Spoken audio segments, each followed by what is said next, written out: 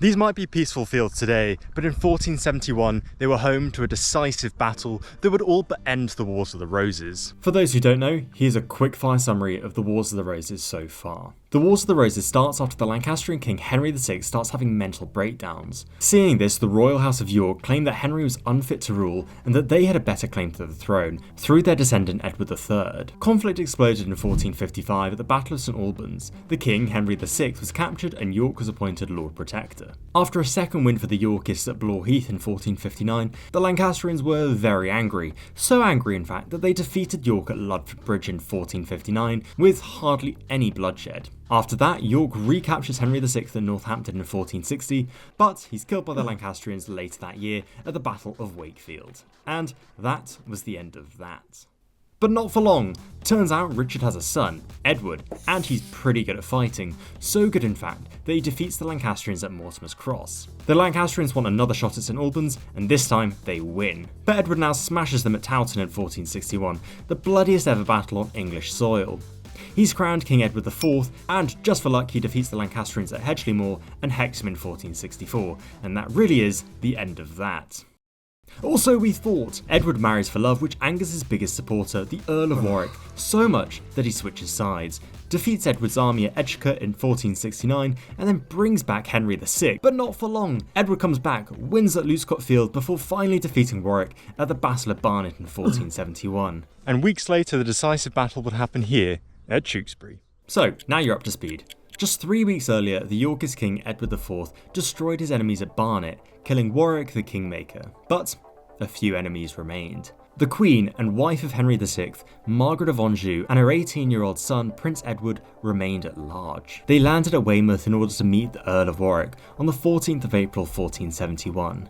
The same day that Warwick was killed at Barnet. Margaret and Prince Edward marched northwards towards Bath before detouring to Bristol to gather vital supplies. They would then head west to join Jasper Tudor in Wales, a name that you might already be familiar with. On the 24th of April, Edward IV left his base at Windsor and headed westwards in order to cut Margaret off. By the 1st of May, Edward had reached Malmesbury in Wiltshire, the same day that Margaret arrived into Bristol with her army. After leaving Bristol, the Lancastrians aimed to cross the River Severn and head into Wales via the crossing at Gloucester. The two armies came incredibly close to meeting at Old Sodbury, just north of Bristol, before the Lancastrians headed northwards once again towards Gloucester. Marching through the night, they reached Gloucester by the 3rd of May, only to be met by the Yorkist garrison who had barred the gates and refused them entry. The Lancastrians knew they had absolutely no time to besiege the town, and so they were forced to march further north where they could cross the Severn at a ford, just a mile south of Tewkesbury Abbey. In their haste, they were forced to abandon many of their artillery pieces to a raiding party led by the garrison at Gloucester. By the end of the day on the 3rd of May, Margaret and Prince Edward's Lancastrian army had reached Tewkesbury. The army was undeniably exhausted and decided to camp the night there. By the 4th of May, the decision had been made by the Duke of Somerset and Margaret of Anjou to face Edward IV's army. After all, they couldn't risk half of their army being attacked by Edward's forces whilst crossing the ford. Edward and his army had reached Tewkesbury hard on the heels of Margaret, and come the 4th of May, the two sides would fight a decisive battle. Let's take a look at that battlefield now. The Lancastrian army was arrayed in 3 battles. On their right was the Duke of Somerset, in the middle Prince Edward and Lord Wenlock, and on the left the Earl of Devon.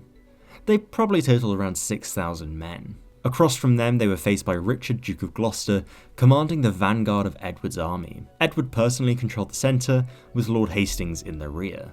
Their army likely numbered somewhere around 5,000 men. Edward also crucially ordered that 200 mounted spearmen occupy some woodland to his left flank to prevent any outflanking manoeuvres. The initial advance was made by the Yorkists under Richard of Gloucester, but the poor terrain was getting in the way, so much so that Edward ordered that they halt and use their artillery and longbows to fire into Somerset's positions. The Lancastrians could not return such effective fire, given that they were lacking supplies after their quick march and losing some cannons in Gloucester. Somerset ordered his men to head further to their right to escape the barrage to try and attack the flank of Richard's vanguard. Wenlock would move further right to account for this movement. Somerset advanced and Gloucester wheeled to meet him. The 200 spearmen that Edward had carefully positioned in the woodland now made their move into the right flank of Somerset's force. Edward IV pressed forward into Lord Wenlock and Devon's forces, meaning that Somerset was exposed on the right. Somerset's forces began to falter and eventually fled from the battlefield. Somerset himself, along with some of his men, fled to the sanctuary of Tewkesbury Abbey, where, under the law of the land, they would be provided sanctuary for 40 days. Following the collapse of Somerset's battle, the rest of the Lancastrian army followed suit. Edward's army pursued them, much like at the bloody Battle of Tewkesbury, giving way to the name of the Bloody Meadow, where many were slaughtered as they tried to escape the battlefield. Around 2,000 Lancastrians are believed to have been killed on the battlefield, including the Prince of Wales, Lord Wenlock, the Earl of Devon, along with various other nobles. The Yorkists are thought to have lost about 500 men. The day after the battle, Edward headed to Tewkesbury Abbey, where he asked the abbot to hand over the Duke of Somerset. The abbot eventually agreed on the condition that he would not be harmed. In all likelihood, he was probably just dragged out. After a summary trial, Somerset was sentenced to death, and he was executed on the spot. Margaret of Anjou was captured shortly after. Shortly after the return to London, Henry VI is reported to have died. Whether this was murder or from shock, I suppose we'll never truly know the answer. With that, Edward IV's reign was secured. All his enemies were defeated, and he ruled in peace until his death in 1483, after which absolutely nothing of note happened and everything was totally fine. And no Lancastrians ever took the throne again.